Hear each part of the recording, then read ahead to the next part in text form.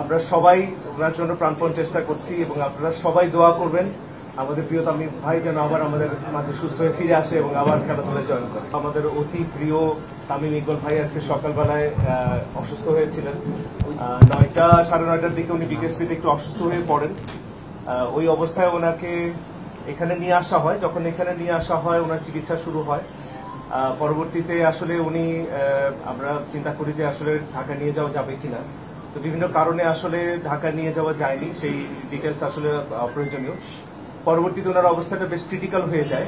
এই ক্রিটিক্যাল কন্ডিশনেই আমাদের কাছে আবার আসেন এবং ওনার ওই ক্রিটিক্যাল কন্ডিশন থেকে যতগুলো চিকিৎসা প্রয়োজন সবকিছু করা হয়েছে এবং আল্লাহর রহমতে যে কন্ডিশনটা আসলে অনুকূলে আছে এবং ওনাকে একটা আমরা বলি যে ওনার একটা হার্ট অ্যাটাক হয়েছে। এইটার জন্য একটা এনজিওপ্লাস্টি এবং একটা স্টেন্ট করা হয়েছে। আল্লাহ রহমতে স্টেন্টিংটা খুব স্মুথলি অ্যান্ড এফিসিয়েন্টলি হয়েছে। আমাদের যে কার্ডিওলজিস্ট ডক্টর মারুফ ওনার এই একটা স্টেন্টিং করেছেন এবং ভেরি এফিসিয়েন্টলি, এবং ওনার এই ব্লকটা পুরোপুরি চলে গেছে এখন। বাট অবশ্যই আমরা যেমনটা বলছিলাম যে একটু ক্রিটিক্যাল কন্ডিশনে ছিল, স্টেন্টিং এর পরেও এখনো উনি অবজারভেশনে আছেন এবং ক্রিটিক্যাল কন্ডিশনে এখনো কাটেনি, একটু সময় লাগবে। আর আমরা সবাই ওনার জন্য প্রাণপণ চেষ্টা করছি এবং আপনারা সবাই দোয়া করবেন আমাদের প্রিয় তামিম ভাই যেন আবার আমাদের মাঝে সুস্থ হয়ে ফিরে আসে এবং আবার খেলাধুলায় জয়েন করে। আমাদের কোনো সময় ক্ষেপণ হয়নি, যেখানে যতটুকু করা প্রয়োজন ছিল আল্লাহর রহমতে আমরা করতে পেরেছি। আমরা হোপফুল যে উনি আসলে ভালো হয়ে আমাদের মাঝে আবার ফিরে আসবেন।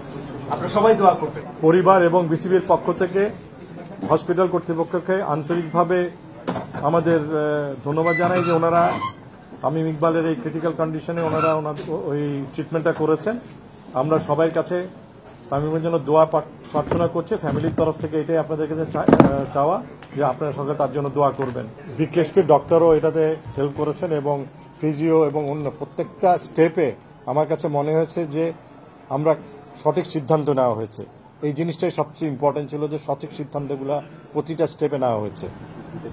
আরেকটু কথা না বললেই নয়, বিকেএসপিতে যে অ্যাটেম্পটগুলো নেওয়া হয়েছে খুবই সময় উপযোগী এবং যেভাবে ওনাকে নিয়ে আসা হয়েছে এবং ওনাদের ডাক্তাররা এখানে উপস্থিত আছেন, আমি আন্তরিকভাবে ধন্যবাদ জানাই যে ওনারা সঠিক সময় সঠিক ডিসিশনটা নিয়েছেন।